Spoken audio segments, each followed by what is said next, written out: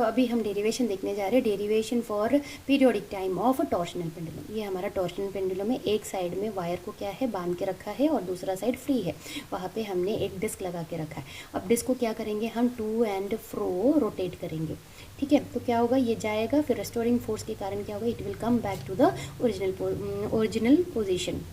तो ये रिपीट होगा जैसे मैंने तुम्हें अभी पहले बताया। तो अभी हम उसका डेरिवेशन करने जा रहे हैं। तो लिखो, let theta be the pendulum set into TORSION torsional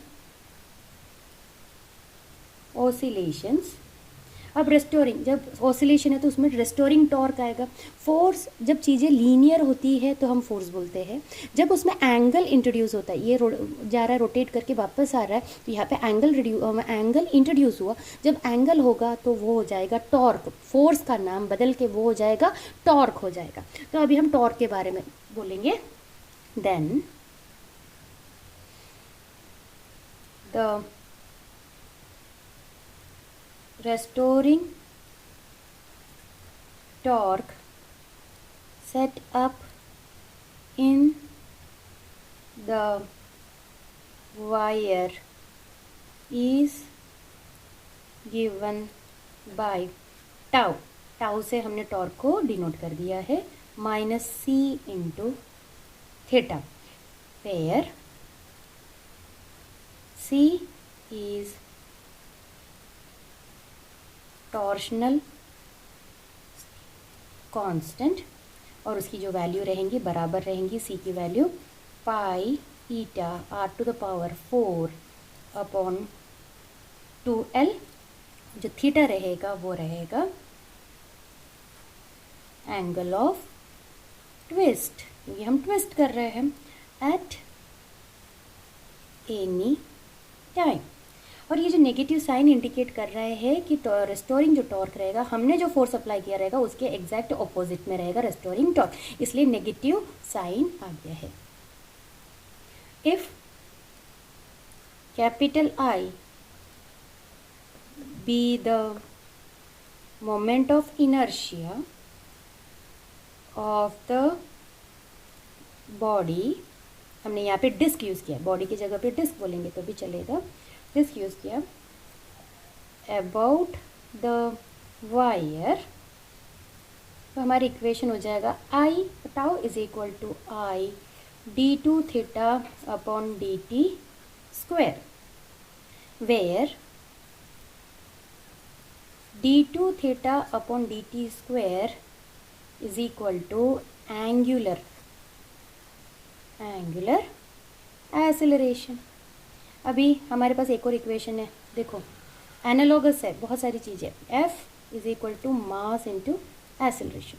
force हो गया टाउ, मास अभी हम मास में नहीं लेंगे, यहाँ पे मोमेंट ऑफ इनर्शिया लेंगे और ये हो जाएंगे एंगुलर एक्सेलरेशन यानी d2 theta upon dt square, इसलिए ये इक्वेशन ऐसे में आ गया, ठीक है।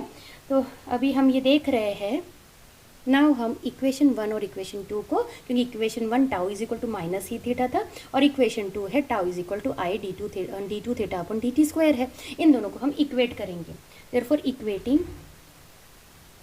इक्वेटिंग इक्वेशन 1 एंड 2, तो हमें मिलेगा I d2 theta upon dt square is equal to minus C into theta, so d2 theta upon dt square is equal to minus C upon I into theta, ठीक है।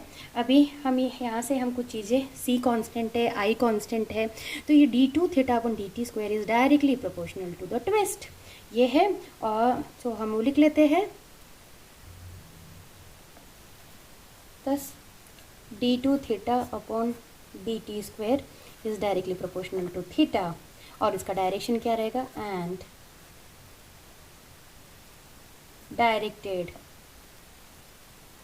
Towards mean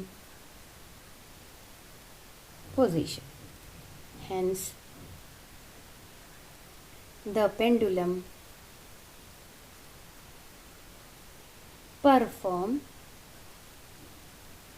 simple harmonic motion, and its time period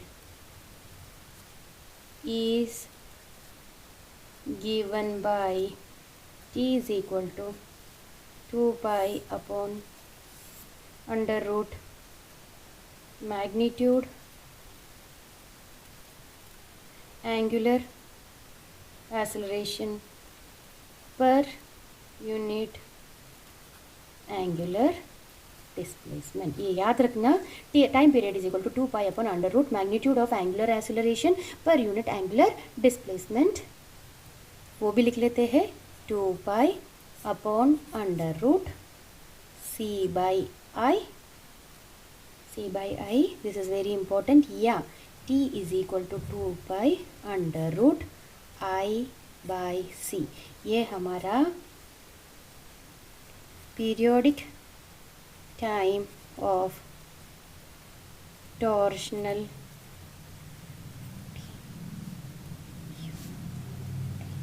pendulum है। Thank you.